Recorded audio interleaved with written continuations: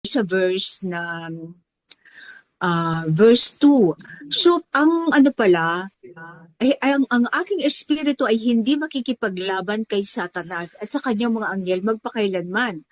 Ang kanilang mga araw ay bilang na sapagkat kanilang sinira ang aking nilikha.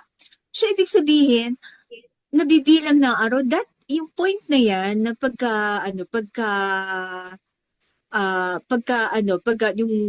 yung sinabi ng Alahan, ibig sabihin malapit nang magunaw ang mundo, comparable doon sa mga nagdaang panahon nang ginawa niya ang mundo mula pa sa first couple. Kasi tatandaan natin, base sa science, na maraming mga saka historical accounts sa marami ng pagre-reset sa mundo sa pamamagitan ng baha, ng tubig.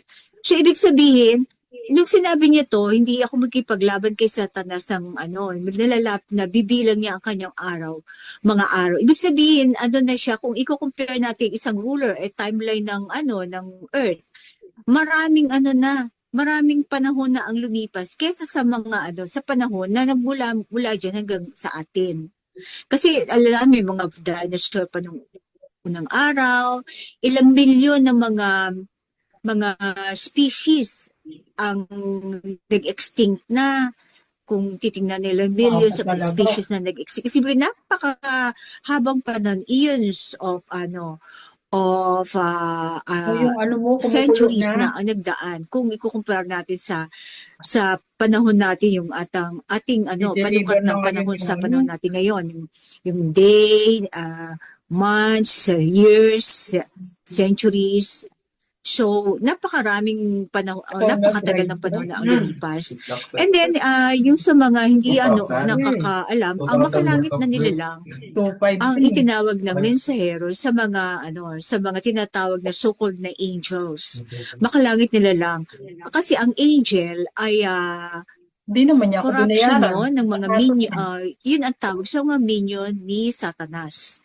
Yung kanyang mga na isama, kanyang mga na recruit, kumbaga sa kanyang panig. Tinawag niya mga anghel.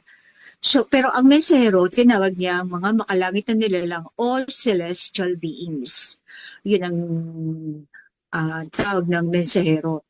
Then, ang Nephilim ay ang mga ipinanganak, hybrid na nilalang na na-produce ng celestial being o mga anghel sa mga anak ng tao, mga babae. So, mga Nephilim. So, maaring iba yung kanilang size, iba yung mga itsura nila na nung unang panahon. At nasasabi din dito sa verse 3, ang mga Nephilim ay nasa ibabaw ng lupa sa mga araw na iyon at pati pagkatapos. Dahil si Satanas at ang kanyang mga anghel ay pumunta sa mga anak na babae ng tao at nagkaroon ng mga anak sa kanila. So, ibig sabihin, after ng flood, ng dilubyo ni Noah, nakipag-mate pa rin ang mga fallen angels sa mga anak ng tao. Kaya nagkaroon pa rin ng Nephilim.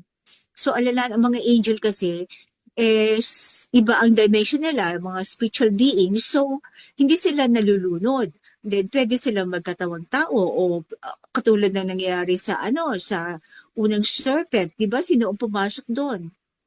Diba si Satan, yung diwa ni Satan ay pumasok sa serpent.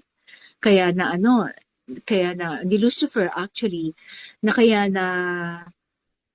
na-deceive nila ang second couple na si Adam at Hawa. Then, proceed tayo sa paglilinaw.